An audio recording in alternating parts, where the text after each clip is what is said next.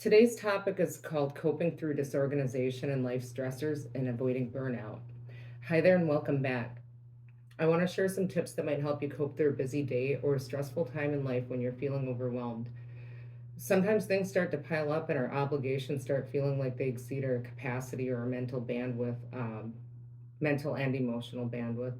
Sometimes stress will even cut into our sleep or other basic needs go unmet, like nourishment and hydration, because we forget to eat and hydrate or we just don't have time. Sometimes this is the main culprit to feeling overwhelmed and burnt out, and not much more. Some of us have learned to adapt. Actually, most of us have learned to adapt um, to unexpected and unwanted changes and all the curveballs that life might throw at us. If we neglect our basic needs, it creates other problems physically, mentally, and emotionally. Most of us can handle a high level of stress for a certain amount of time because we're resilient and adaptive by nature, but we all have our thresholds. And we fare much better under stress if we're taking care of our essential needs like healthy eating, good sleep hygiene, and exercise. If you're highly stressful, if you're in a highly stressful or toxic environment on a regular basis, you're going to want to consider options to eventually reducing your stressors. There has to be an end in sight, or you're going to burn out. We all have options. Some of us have more than others. Some options of reducing stress might be simple. Other options might require tough decision making or big lifetime changes, like retirement or switching career paths. Sometimes big changes require strategy and patience. If you can see an end in sight, you're more likely to avoid burnout. A big change may or may not be the immediate solution to the problem. For example, you can't just quit your job the minute you notice it's toxic, but you can comfort yourself by knowing that you'll likely look for a better job if it doesn't get better. But for now, the only option is to stay at your job for the time being. Keep your eyes peeled for better prospects. Um, so, some of the tips for reducing stress. It's important to organize your daily tasks and obligations.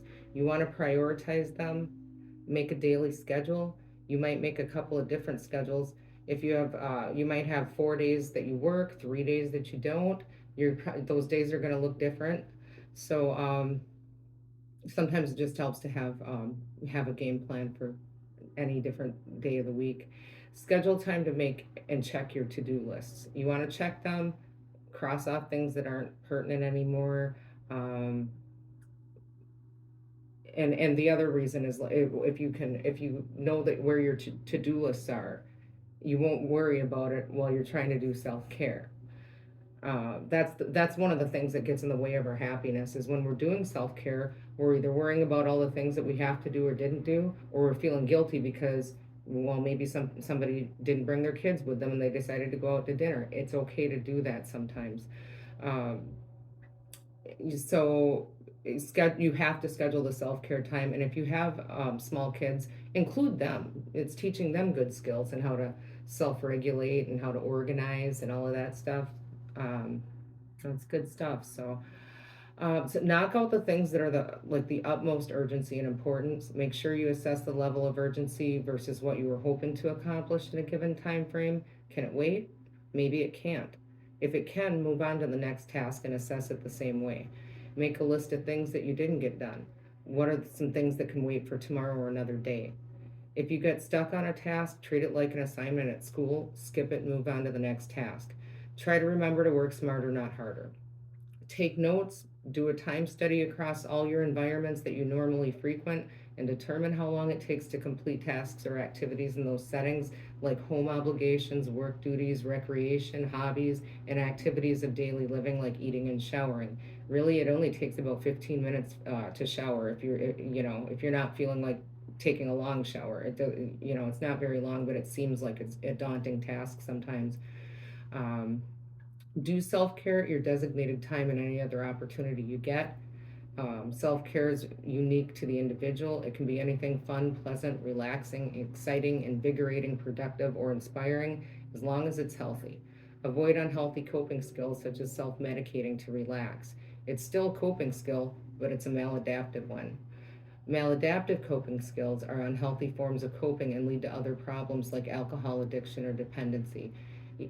Even individuals who rarely drink have found themselves consuming more alcohol or cannabis than they normally would under long bouts of stress. Self medicating is a sign of burnout at best. If you don't struggle with isolating, it's okay to stay in sometimes as a form of self-care as long as it doesn't become maladaptive. If you have small kids and or work from home, it may be more challenging to get out of the house, but try to as much as you can. If you can get outside when the weather's nice and sunny, that's one of the most therapeutic activities you can do. Just being outside, soaking up the vitamin D. For those who don't already know, the sun beats down on our bodies, we generate vitamin D. Um, and one would think in warm, sunny climates that people get all the vitamin D they need. Don't let that fool you because sometimes it's too hot to go outside. Um, so, those who are deficient in vitamin D are more likely to have a predisposition to acquiring physical ailments and mental illness. If ailments are already present, the deficiency exacerbates the existing conditions. If you're depressed, it'll make it worse.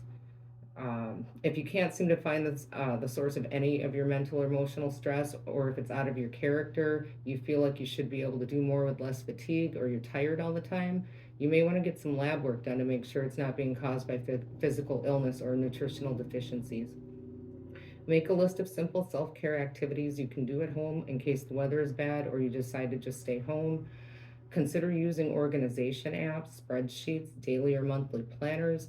Auto pay your bills if you already don't.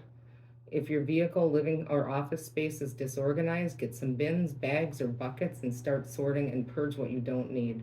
If half of your office is cluttering your home or your living space, put it back where it belongs if feasible, and vice versa. Try not to move into your workspace either. Make it comfortable and unique if you feel inspired to, but keep it different than your other environments. You might need extra help sometimes with the kids or a ride somewhere or a shoulder to cry on or just some good old fashioned advice from an elder. Don't be afraid to ask friends and family for extra support during a run of stressful events. If you have a supportive partner, that's great. If you don't, you still might have friends and family who are kind and supportive, and if nothing else, good listeners.